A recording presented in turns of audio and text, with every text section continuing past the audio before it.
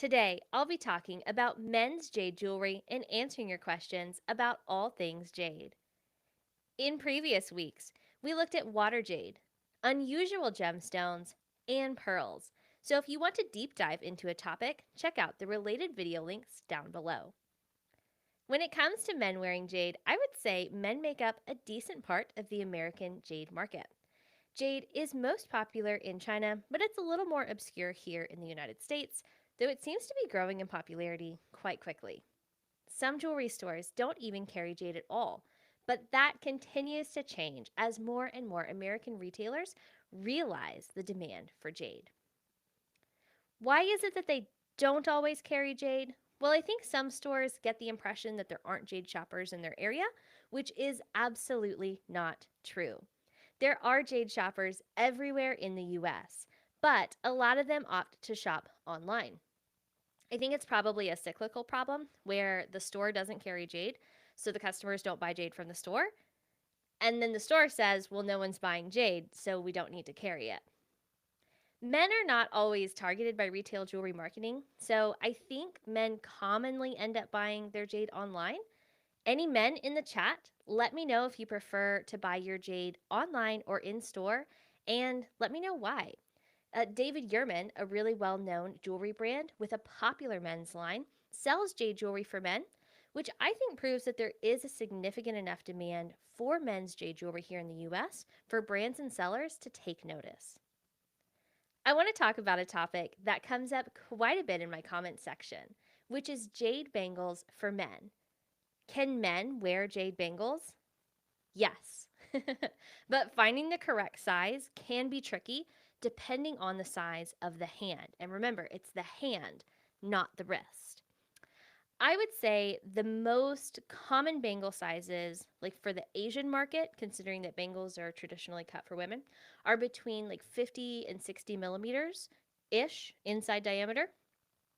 So 60 to 63 millimeter is much more common on the American market than, say, China or Korea or Singapore. And of course, I'm generalizing, and women's sizes can vary widely, obviously. It goes without saying that men's sizes can vary quite a bit too. But men seem to usually have over a 65 millimeter bangle size. My husband, Hunter, has a 69 millimeter bangle size, and so do two of his close friends who are men who also wear jade bangles.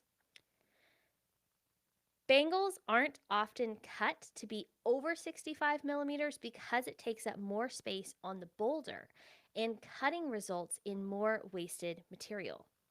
In a boulder, a cutter is trying to avoid fractures and dry spots, which is easier if you're working with a smaller section. It's also a little harder to sell large sizes, so it's not as safe for the sellers. It's more of a risk. And finally, larger bangles might be more likely to break than smaller bangles. This goes for solid jade rings as well. The integrity is just stronger if the piece is smaller because of the proportion between like the size and the width. And we'll talk more about that in a minute. Let's take a look at some styles for men that are much easier to find than a men's jade bangle. But first, a trivia question for the chat. What is the name for jade or greenstone in New Zealand? We'll answer that in just a minute. But first, let's take a look at this Toki. This is a Toki that I picked up at the Monterey Bay Jade Festival. This is a popular shape in jade, especially for men. Historically, a Toki was a tool used by the New Zealand Maori for carving and construction. Tokis were made from nephrite jade because of their durability, so wearing a Toki today honors that history. Let's see. What is the answer to what is the name for jade in New Zealand? It is Punamu. That is what jade is also called in New Zealand. All right, let's take a look at some necklaces for men. So a single bead or a single beryl on a cord or silicone is shown here is a comfortable, easy piece for anyone to wear every day. Pieces like this can be put on gold chain depending on the size of the drill hole and, of course, the width of the chain. If a jade bead doesn't go over the clasp, your local independent jeweler can remove the clasp and slide the beryl on for you. Here's an example of jade on stainless steel because steel is super affordable and it will not tarnish, so you don't have to polish your steel jewelry, which men tend to like. What do you guys think of stainless steel? Does it belong with jade or should jade go with gold? I have to say, for myself, I like to pair jade with gold. But when it's an inexpensive barrel like this, especially in like a black or a gray jade color, customers won't always want to invest in a gold chain if they don't already have one to pair with an inexpensive jade piece like this. So the stainless steel certainly makes sense and is a little bit more economical. To avoid the costs associated with buying gold jewelry, you'll see a lot of jade on adjustable cord. When you see a jade carving with like a really tiny hole, that's what that's intended for. The string goes through the hole and like loops through like a bail, and then it attaches to what is usually a very long cord with an adjuster. You don't usually see this with like really fine or expensive jade, but it can be done, especially with more artistic pieces. If you're wanting to dress down, you can wear a fine piece of jade on cord, and most people won't know what it is. So, whereas, gold is easily recognized as something valuable. Men also tend to wear larger carvings than women, so proportionately, those look better on a long necklace, which in gold would be much, much more expensive. Like if 24 inches versus, say, an 18-inch chain that a lady might wear, because more gold, more expensive, right? So the cord is a good place to start. And if you want to upgrade to a gold chain, that can always be done down the road. Disc pendants are popular among men and women. The disc is based on the historic B, spelled Pi, which has long been a symbol of heaven or the sun. It's a traditional cut of jade in China and is growing in popularity in the States as well. Darker colors of jade also tend to be popular among men. Who's in the chat? I actually am using a new streaming software, so I'm kind of testing everything out. So if you're here, definitely say hey. Let's take a look at a larger B disc. This is a great size pendant, but I think the chain is a little short on Hunter. That's Hunter, by the way. You can tell by his beard. What do you all think? Obviously, chain length depends on personal preference. If we'd had a 24-inch gold chain, I think that's what Hunter would have preferred. But I didn't actually have one here. So standard lengths for ladies' chains are usually 16, 18, or 20 inches. And men tend to lead towards 20, 24, and 30-inch chains. But of course, this varies depending on the person. I mean, I've seen men wear 18-inch chains, and I've seen ladies wear 30-inch chains. And so there's no rules. You do what you want. Share in the chat if you prefer jade on chain or cord and what length you usually wear. Hello, welcome. I'm so glad you guys are here. Let's go ahead and move on to some bracelets. Men's bracelets can vary drastically in size depending on personal preference. The left bracelet here is translucent Guatemalan gray, blue, green jadeite jade. So some people will call it blue jade, and that is not wrong. But you can see it's more than just blue. It's like a blue-green, but it has kind of a gray tone. The middle bracelet looks black, but it is actually gray jadeite jade. Note the cloudy white inclusions. And the bracelet on the right is also Guatemalan jadeite jade. We'll talk more about men and Guatemalan jade here shortly. Also, I hope you're subscribed because Hunter and I just got back from Guatemala this past weekend. We were actually there visiting a jade mine. So that video will be dropping hopefully in the next couple of weeks. So keep an eye out for that. This is jadeite jade, but a very unusual color. So once these sell, it might be kind of hard to find again. You'll notice that most of the beads I've shown, that I'm showing here, are knotted. So there's like knots between each bead. This is not the same as stretchy cord. You guys have seen stretchy cord bracelets? It's not like that. These knotted bracelets have an adjuster that makes them easy to take on and off. So it's something that the wearer can adjust themselves. That way they don't need help, like with a clasp. The reason that I prefer adjustable versus stretchy is because I worked in a jewelry store for 7 years and I saw all kinds of jewelry that needed repair. It was insanely common for customers to come in with a broken bracelet that used to be on stretchy cord, and worse, often many beads were lost because they had fallen in all different directions when the bracelet broke. Some stretch cord won't even last a week, depending on how you wear it. I absolutely do not. I do not recommend stretchy cord, like stretchy bracelets at all, but I understand that people like them. The knotted bracelets are knotted in such a way that if your cord breaks, you will at most lose one bead. And really, truly, I mean, it'll drop, but you'll probably see it because it's only one. And the rest will still be intact to reduce the risk of losing beads. Let's go back to these Guatemalan bracelets. Before we wrap up on the bracelets, I am really, really shocked that so many customers don't realize that Mason K sells Guatemalan jade. You can browse an assortment of quality Guatemalan jadeite jade on their website. The link is in the video description. What's nice about Guatemalan jade in particular is that the color is very appealing, especially to men, yet it doesn't command super high prices in the market compared to like a really rich apple green or a traditional lavender jade.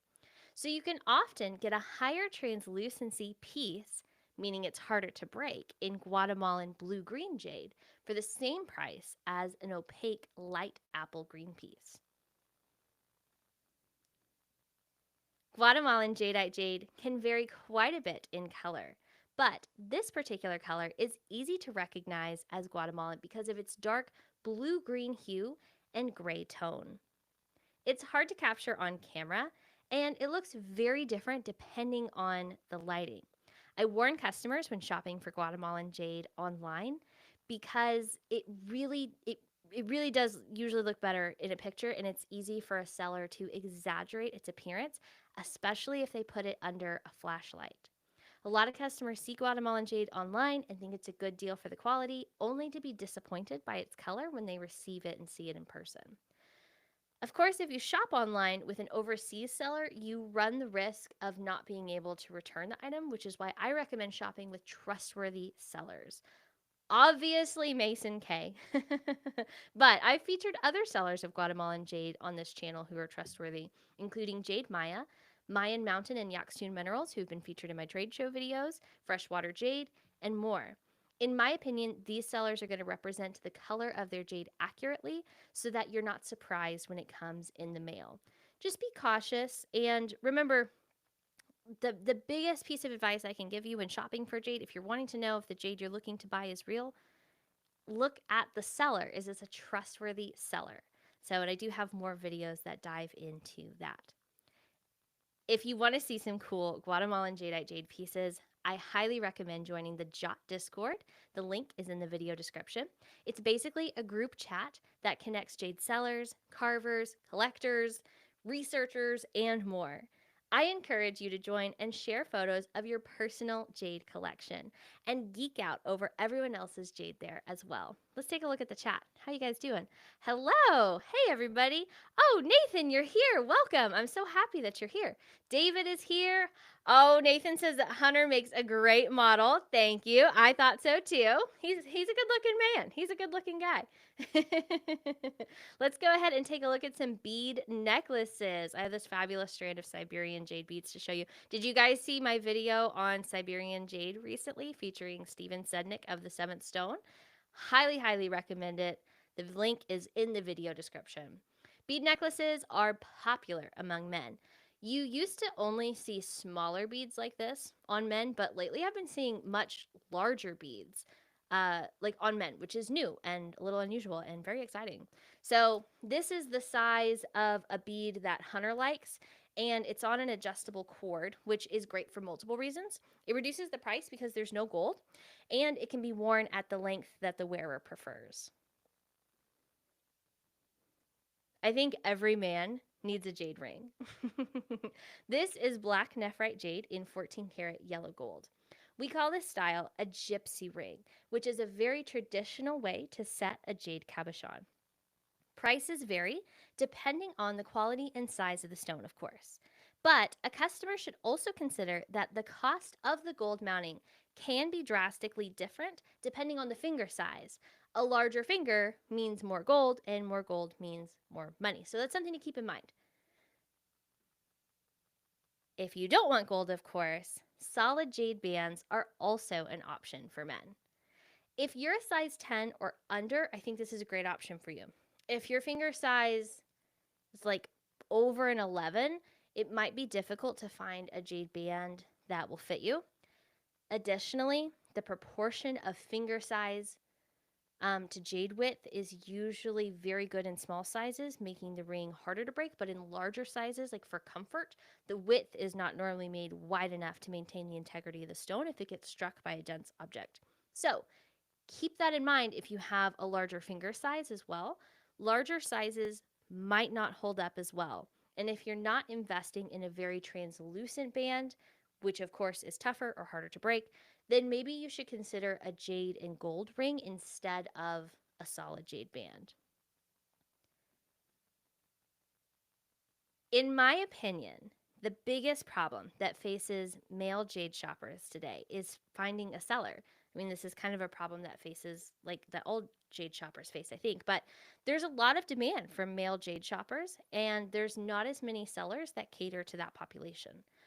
Part of this reason is because gold cost tends to be higher in men's jewelry, as in the cases of like necklace length and finger size. So I think some stores think it's a risk to stock a lot of men's jade jewelry because it's a larger investment. They don't always know if it's going to sell. Don't be afraid to have a dialogue with your jewelry seller about what you want. If your local jewelry store doesn't have what you want, I think it's worth it to ask them about sourcing what you're looking for first before you look towards alternative options. Because jewelry stores can offer things like a warranty, repairs, and you can actually see the piece before you buy it. If you don't have a local jeweler, or if your local jeweler doesn't have expertise in jade, then check out Mason K Jade. If you use my discount code JOT, you'll get an extra 10% off, and it also helps support this channel.